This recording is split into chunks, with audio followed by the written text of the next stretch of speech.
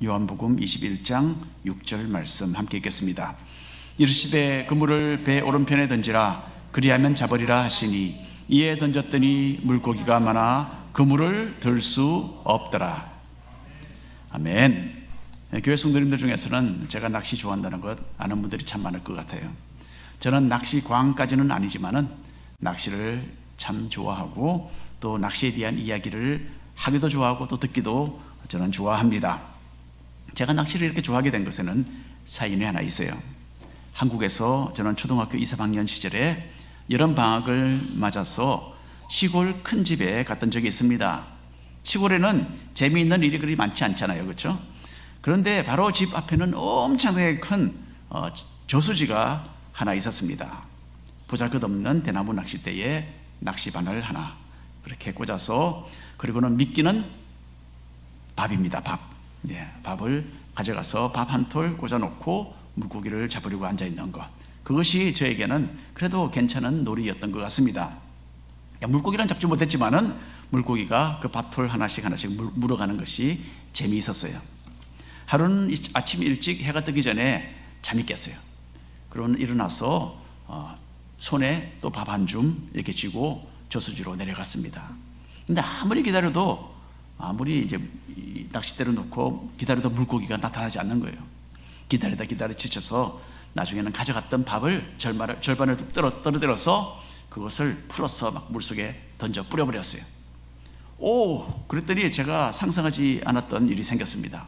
잠시 후에는 많은 물고기들이 온 사방으로부터 모여들었어요. 그리고는 막 먹기 시작하는데, 제가 내어놓은 그 작은 대나무 낚싯대에도 물고기가 물기 시작했어요.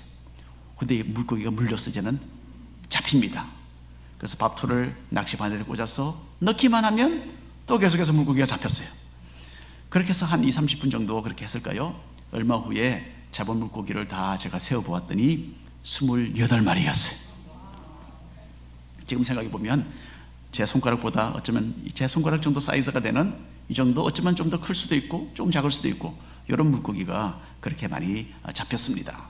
제가 그걸 다 챙겨서 집으로 달려가서 저희 큰어머님께 잡은 것을 다 보여드렸어요. 그랬더니 너무나 좋아하시는 거예요. 그럼 그날 바로 아침 그것으로 아침 식사를 만드셨어요. 그리고는 밥을 한 점 저에게 주시면서 가서 또 잡아와라. 그때로부터 저는 낚시를 정말 좋아하게 되었어요.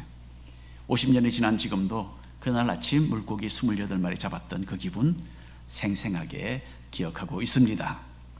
예수님께서 죽으셨다가 부활하신 후에 한 번은 제자들에게 나타나셔서 제자들에게 엄청나게 많은 물고기를 잡도록 해주셨어요. 어부였던 사도 요한, 그날 아침에 경험했던 이 기적을 죽는 날까지 잊을 수 없었을 것입니다. 자, 우리는 이제 요한복음의 마지막 장인 21장에 도착을 했습니다. 2022년도 첫 주에 요한복음 1장으로 시작해서 주일날마다 차례대로 요한복음을 읽어왔는데 이게 벌써 10번째 달입니다.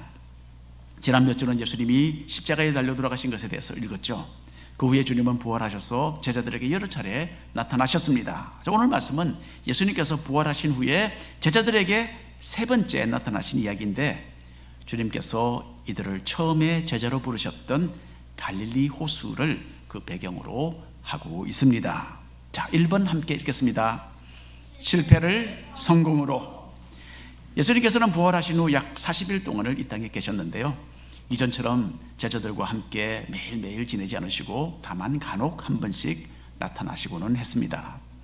제자들은 예루살렘에서 부활하신 주님을 2번 만나 뵀죠. 그리고 주님은 제자들에게 예루살렘에서 한 80마일 정도 떨어진 북쪽에 있는 갈릴리 지방으로 보내셨어요. 거기로 가라. 이곳은 예수님께서 처음에 사역을 시작하셨던 곳이기도 했고요, 또 많은 제자들의 고향 지역이기도 했습니다. 자, 요한복음 21장 1절부터 한 목소리로 읽겠습니다. 그 후에 예수께서 디베랴 호수에서 또 제자들에게 자기를 나타내셨으니 나타내신 일은 이러하니라.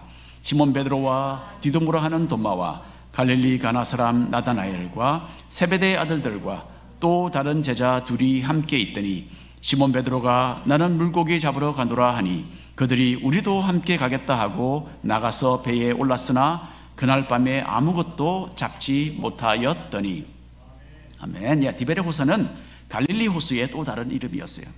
갈릴리 호수는 몇 가지 이름으로 알려져 있었습니다. 디베레 호수, 게네사렛 호수, 그리고 뭐 갈릴리 호수도 하다못해 갈릴리 바다 이렇게까지도 불렸습니다. 넓기도 했지만 호놀룰루에서 와이키키 정도 거리가 되는 12마일 정도 되는 아주 길고 큰 호수였어요. 제자들은 예수님의 말씀대로 다시 갈릴리 지역으로 돌아오기는 했지만은 주님께서 곁에 계시지 않는 가운데서 무엇을 해야 할지 몰라 막연한 나날을 보내고 있었던 것입니다. 갈릴리에서 예수님을 기다리면서 지냈던 이 기간은 특별히 자제력이 조금 떨어지고 성격이 급했던 베드로에게는 견디기 힘든 시간이었던 것 같습니다. 그래서 베드로는 앉아있던 자리에서 벌떡 일어나더니 나는 물고기 잡으러 가겠다, 그렇게 선언하고서 호수가로 척척척 걸어가는 거예요. 아무것도 안 하고 그냥 죽치고 앉아있는 것보다는 이게 낫다라고 그런 생각을 했겠죠. 또 한편으로는 예수님을 만나기 이전 어부로서의 그 생활로 돌아갈 생각도 없지 않아 있었던 것으로 보입니다. 그런데 베드로는 확실히 지도자였어요. 베드로가 앞장서서 탁 가니까 거기에 함께 있던 다른 제자들이 다 베드로의 뒤를 따라가는 거예요. 그리고 함께 배에 올라서 갈릴리 호수에서 그물을 던지면서 고기를 잡으려고 애를 쓰게 됩니다. 7명의 모두 제자들이 탔던 그 배, 그 당시에 많이 사용되던 15피트 정도 되는, 저기서부터 한 이 정도까지 그렇게 크지 않은 그런 배죠. 거기에 작은 배에 올라탔던 것 같습니다.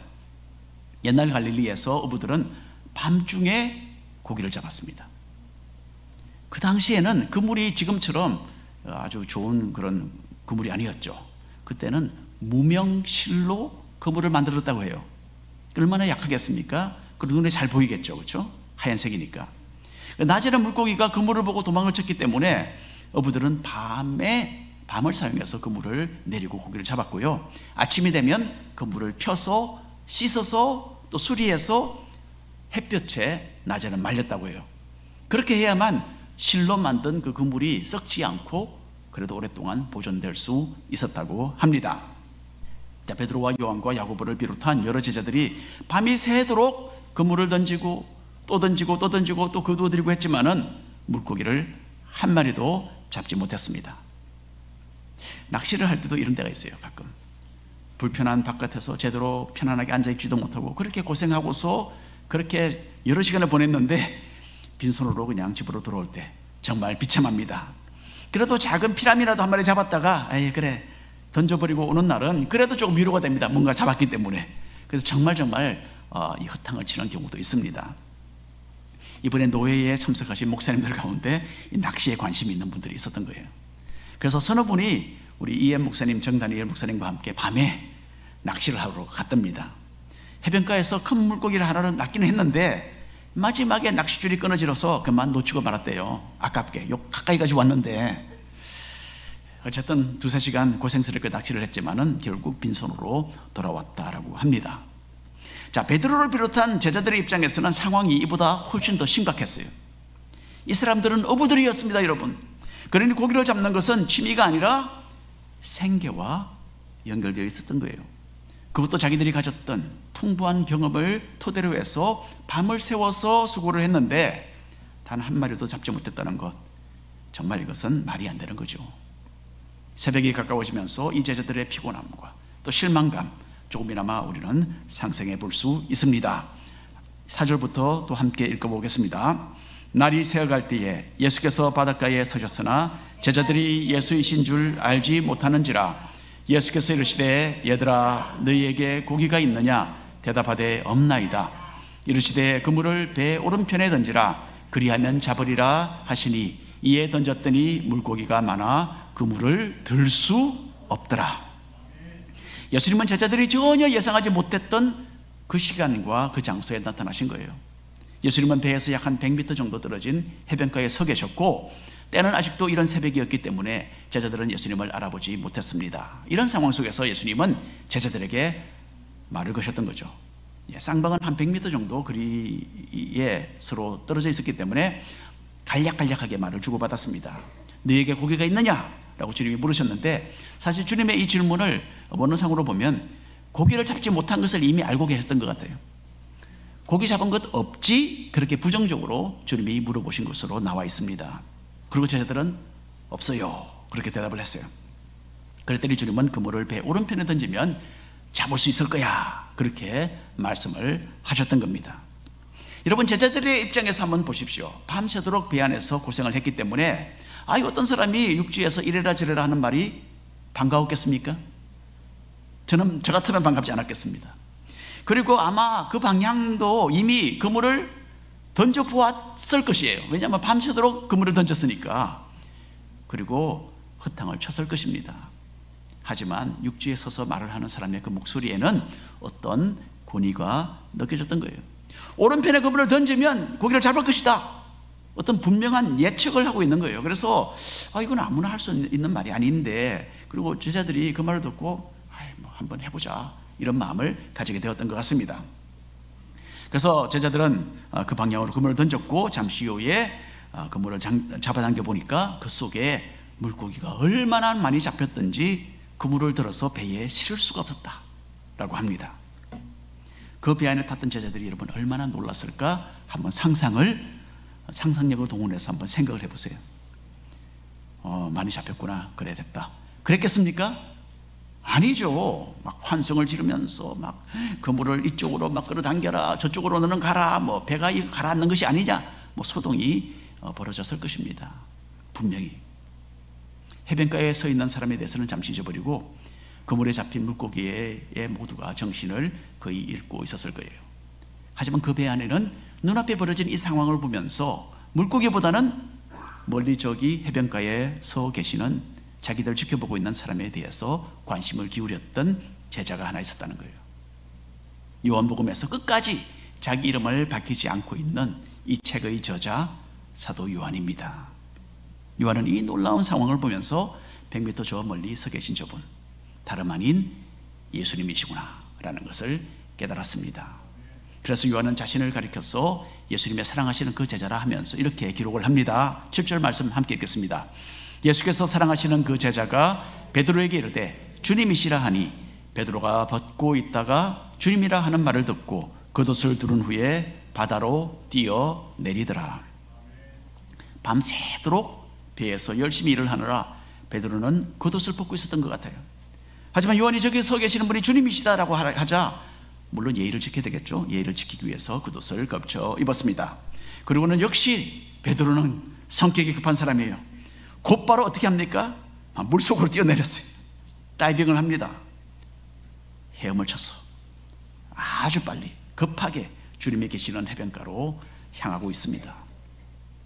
예수님을 보는 그 순간 베드로에게는 그물을 가득 채웠던 물고기가 더 이상 아무런 의미가 없었어요. 무엇보다도 예수님이 베드로에게는 중요했습니다. 부활하신 후에 예수님은 갑자기 나타나셨다가는 갑자기 사라지시기도 하셨고, 그렇기 때문에 베드로는 예수님과 함께 할 수 있는 이 순간을 결코 놓치기를 원하지 않았던 거예요. 그래서 베드로는 급하게 물속으로 뛰어내렸습니다. 참 부족하지만 우리에게도 예수님을 향한 이런 마음들이 다 있는 줄로 압니다.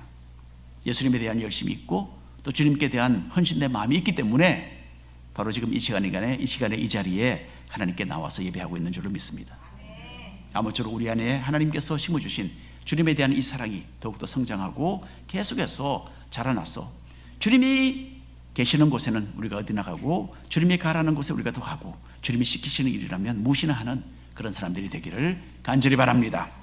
자, 2번 읽어보겠습니다. 주님의 식탁. 베드로는 먼저 헤엄을 쳐서 예수님께로 다가갔고 그 뒤에 다른 제자들은 배를 타고 천천히 해변가에 도착을 했습니다.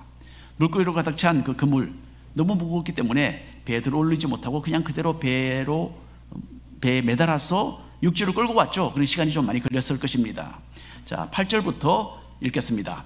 다른 제자들은 육지에서 거리가 불과 한 50칸쯤 되므로 작은 배를 타고 물고기 든 그물을 끌고 와서 육지에 올라보니 숯불이 있는데 그 위에 생선이 놓였고 떡도 있더라. 제자들이 예수님께 가까이 다가왔을 때 보니까 주님은 이미 음식을 준비해 놓고 계셨어요. 주님은 숯불을 피워서 생선을 올려놓고 계셨고 굽고 계셨어요. 그리고 먹을 빵까지 다 준비해서 차려놓고 계셨습니다. 자, 여러분, 이런 광경은 제자들을 상당히 놀라게 했을 것입니다. 이것은 제자들이 전혀 기대하지 못했던 상황이었어요. 제자들은 죽음까지도 이겨내신 정말 상상할 수 없는 권능의 주님께서 자기들을 위해서 친히 베푸신 이 식탁에 참여하는 이 몸둘 바를 모르는 이런 엄청난 영광을 얻게 된 것입니다. 그때 주님은 제자들에게 다시 말씀하셨어요. 10절, 11절 함께 읽겠습니다. 예수께서 이르시되 지금 잡은 생선을 좀 다 가져오라 하시니 시몬 베드로가 올라가서 그물을 육지에 끌어올리니 가득히 찬 큰 물고기가 153마리라 이같이 많으나 그물이 찢어지지 아니하였더라. 예수님께서 제자들에게 다 말했어요. 얘들아 가서 물고기 가져오너라. 그랬을 때에 제일 적극적으로 행동을 취한 사람 역시 베드로입니다. 베드로가 척척 나가니까 제자들은 뭐 가져오려나 보다 하고 그냥 다른 제자들은 가만히 있었어요.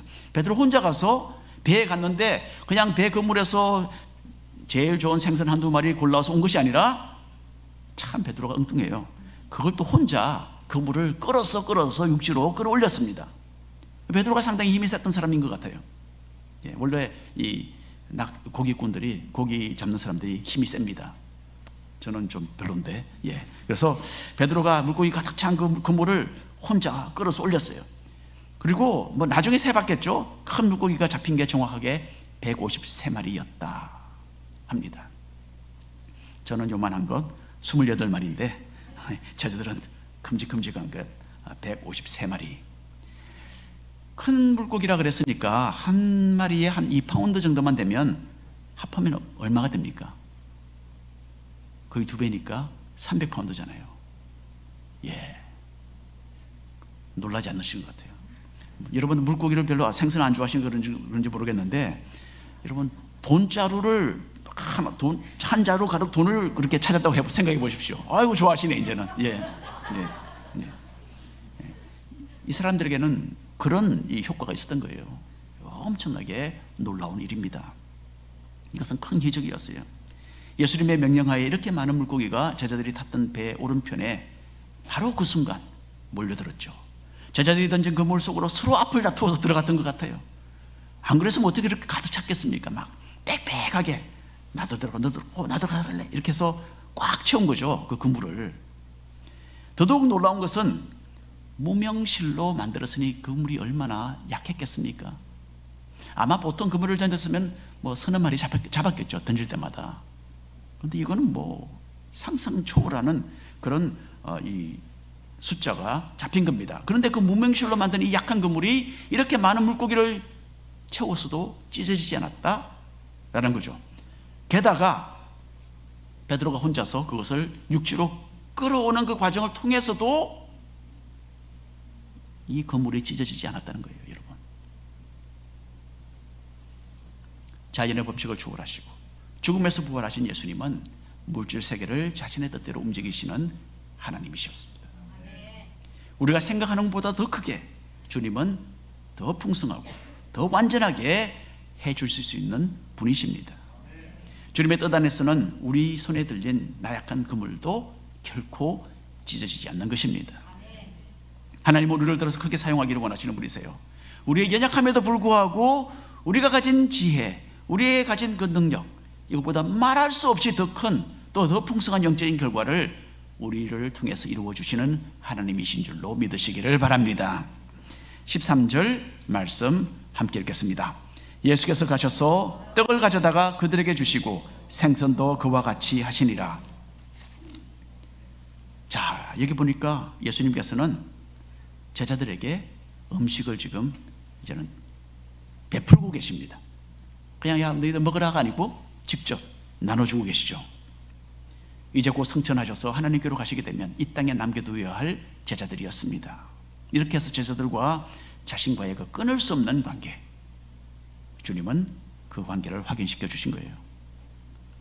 옛날에 어머니들이 자식들에게 음식을 주잖아요. 그 얼마나 그 사랑이 그 속에 전달이 됩니까? 바로 그거죠. 동시에 예수님께서는 이것을 제자들을 섬기는 기회로 삼으셨습니다. 고기를 잡아보려고 밤을 새워서 수고했던 제자들을 위해서 불을 피워서 아침 식사를 주님은 미리 준비해 놓고 계셨던 거예요. 그리고 제자들을 앉혀두시고는 주님은 손수 빵을 만들어서 베풀어 주셨고 또 손수 구운 생선을 그들에게 나누어 주셨던 것입니다. 제자들은 죽었다가 무덤에서 다시 살아나신 인간의 상상을 초월하시는 예수님, 이분이 아무것도 아닌 자기들을 섬기고 수종되시는 것을 보고서 어떤 마음을 가지게 되었겠습니까? 이런 주님의 겸손하신 모습을 잊지 않고 마음에 새겨두었고 자신들 또한 다른 사람들을 그런 모습으로 섬겨야 한다는 것을 기억하게 되었을 것입니다. 예수님은 마지막까지 자기 스스로를 본보기로서 제자들에게 제시하시면서 제자들이 어떤 태도를 가져야 하며 또 어떤 모습으로 사람들을 섬겨야 하는지를 교훈하셨다고 저는 믿습니다. 예수님의 이 겸손하신 모습은 우리에게도 크나큰 도전이 되지 않습니까? 우리는 사실 별로 대단하지도 않으면서 내 자신을 다른 사람보다 낫다고 생각을 하고 우리 형제자매들 좀 함부로 대하려는 그런 마음들을 다 가지고 있는 것 같아요. 하지만 가장 낮은 종으로서 다른 사람들을 섬기는 자가 오히려 천국에서는 큰 자가 될 것이라고 가르치신 주님, 부활 후에도 이렇게 스스로를 섬김의 모범으로 보여주신 것입니다. 여러분, 교회와 가정과 사회에서 섬기는 사람들이 되시기를 바랍니다. 내 주장 내세우고 내 생각 내세우면서 다른 사람들과 부딪히기보다는 예수님의 겸손을 마음속에 더 많이 떠올리게 되면 좋겠습니다. 사람들이 하기 꺼려하는 일이라도 자신이 기꺼이 자진해서 감당하는 그런 사람들이 되면 얼마나 좋겠습니까? 섬기는 일은요, 많은 경우 큰 일이 아니고 작은 일로 시작되는 것 같아요. 교회에서 만나는 사람에게 머리 살짝 숙이고 인사를 하는 것도 이것도 겸손이고 작은 섬김의 일입니다. 그런데 그것을 좀 안 하면 그게 문제가 되죠, 그렇죠? 예, 그렇게 하십시오. 주차장이나 또 침교실에 떨어져 있는 휴지 하나 줍는 것, 이것도 섬김입니다. 근데 먼저 휴지가 눈에 보여야 되겠죠, 그렇죠? 이걸 좀 신경을 쓰고 좀 보십시오. 그리고 그냥 앞만 보고 가지 말고 좀 보시고 내가 할 수 있는 것이 무엇일까? 이거 보시는 게 교회를 사랑하는 것이고 또 성도를 사랑하는 일입니다. 여러분, 아침에 와보니까 교회당이 어떻습니까? 깨끗하게 잘 정리되어 있지 않습니까? 왜 그렇습니까? 누군가가 그 일을 한다는 거잖아요. 토요일마다 목장들이 돌아가면서 교회당 청소로 섬겨줍니다. 그런데 목장 청소하는 거 보면 항상 힘들어요. 그냥 몇몇 사람만이 그 일을 겨우겨우 해내는 거예요. 이건 안 되죠, 여러분. 예. 그 일하는 것, 그 봉사하는 것 누구나 할 수 있지 않습니까? 예. 시간 조금 내시면 됩니다. 예. 마음이 있으면 할 수 있는 거예요. 그 마음을 내시길 바랍니다. 예.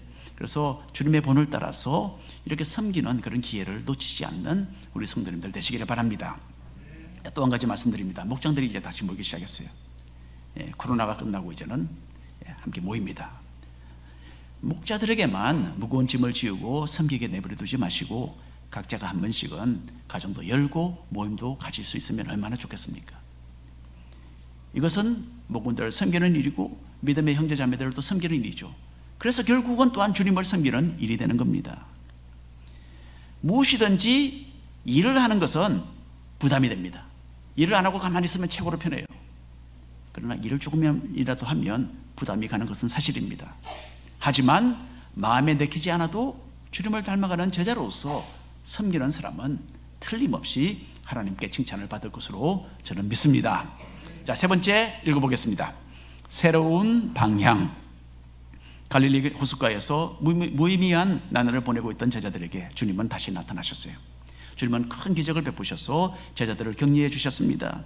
또 음식을 만들어서 나누어 주심으로써 자신과의 관계를 다시 한번 확인시켜 주셨고 또 섬김의 모습을 본보기로 보여주셨어요. 하지만 무엇보다 주님은 제자들에게 새로운 삶의 방향을 제시해 주셨어요. 아주 강력하게 잊혀지지 않도록 눈앞에 활짝 펼쳐서 보여주신 것입니다. 제자들이 이렇게 물고기를 많이 잡았던 것은 이번이 처음이 아니었어요. 이전에도 한번 제자들은 이런 비슷한 일을 경험한 적이 있었습니다. 누가복음 5장을 펼쳐서 읽겠습니다. 함께 읽겠습니다. 말씀을 마치시고 시몬에게 이르시되 깊은 데로 가서 그물을 내려 고기를 잡으라. 시몬이 대답하여 이르되 선생님, 우리들이 밤이 새도록 수고하였으되 잡은 것이 없지만은 말씀에 의지하여 내가 그물을 내리리이다 하고 그렇게 하니 고기를 잡은 것이 심히 많아 그물이 찢어지는지라. 이에 다른 배에 있는 동무들에게 손짓하여 와서 도와달라 하니 그들이 와서 두 배의 채움에 잠기게 되었더라. 누가복음 5장에 나오는 이 이야기는 예수님께서 이 땅에서 사역을 시작하셨을 무렵에 행하신 기적입니다. 이때는 아직 시몬 베드로와 요한과 야고보와 예수님께 헌신하고 제자로서 주님을 따르기 전이었어요.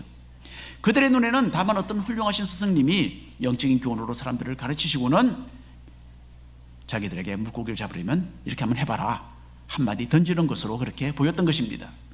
사실 물고기를 잡는 것은 자기들이 생업으로 하고 있었던 일이기 때문에 어느 누구보다도 거기에 대한 깊은 지식이 있었습니다. 더군다나 날이 밝아서 이제는 물고기가 그물을 보고 도망가는 시간이었기 때문에 상식적으로 고기를 잡는다는 것은 기대할 수가 없었습니다.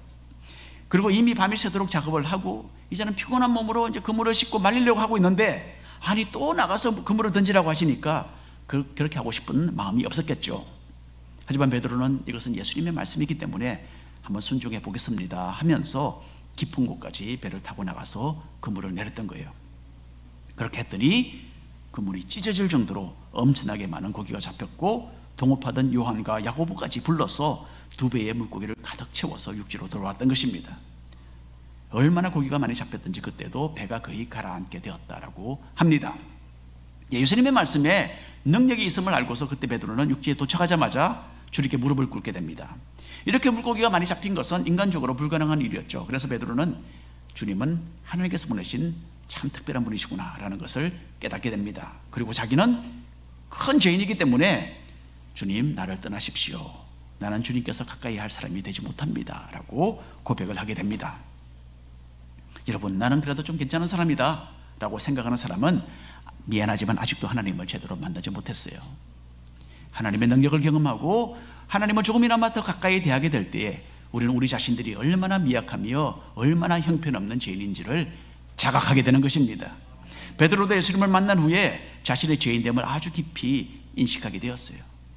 그래서 나는 쓸모없는 사람입니다 라고 베드로가 고백했을 때에 주님은 베드로에게 이런 말씀을 해주셨습니다. 누가복음 5장 10절 11절 말씀 함께 읽겠습니다.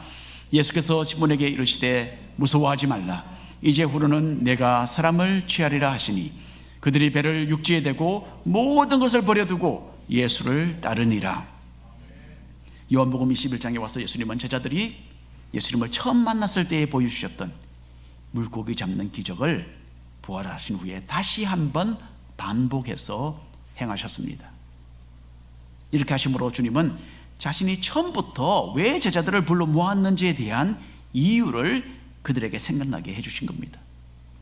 이제는 3년 전에 내가 너를 사람을 낚는 어부가 되게 하겠다라고 하신 그 예언, 이제는 그 예언을 이룰 때가 지금 다 되었다라는 것을 주님은 그들에게 보여주신 것이었습니다.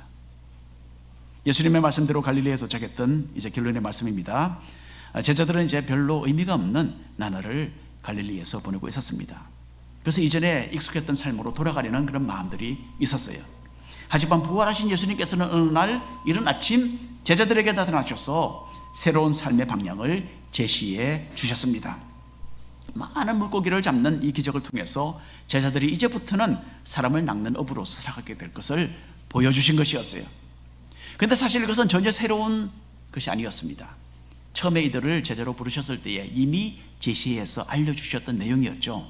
주님께서는 목적을 상실한 가운데 막연하게 시간을 보내고 있던 제자들에게 처음에 받았던 사명에 대해서 기억을 되살려 주신 것이었습니다. 이때로부터 불과 몇 주 후에 주님께서 성천하시고 또 성령께서 제자들에게 임하게 되십니다. 그리고 오순절날 베드로가 큰 소리로 외쳤을 때에 한꺼번에 3,000명이 죄를 뉘우치고 예수님을 믿는 역사가 일어납니다. 마치 물고기가 너무 많이 잡혀서 감당할 수 없었던 것처럼 그런 상황이 벌어지게 된 거죠. 제자들은 예수님의 증인으로서 사역하면서 수없이 많은 사람들을 하나님의 나라로 인도하는, 사람을 낚는 어부로서 사역을 하게 되었던 것입니다. 우리도 때로는 영적으로 다운되어서 방향성을 잃어버리는 경우가 있습니다.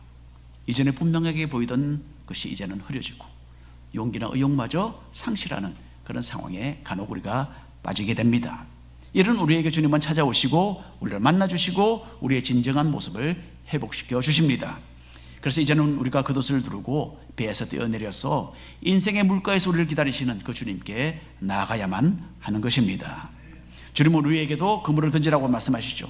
주님께서는 우리가 처음에 주님을 만났을 때 받았던 그 사랑과 느꼈던 그 소명과 열정을 다시 한번 우리에게 되돌려 주기를 원하시는 것입니다. 그리고 주님은 우리가 어떻게 겸손한 모습으로 사람들을 섬기며 또 베풀면서 하나님의 뜻을 이루어야 하는가, 여기에 대해서도 모본을 보여주셨습니다. 이제는 상실했던 우리 각자의 사명들을 재발견하고 하나님의 목적에 아름답게 쓰임받는 성도들이 되시기를 축원합니다. 기도합니다. 하나님,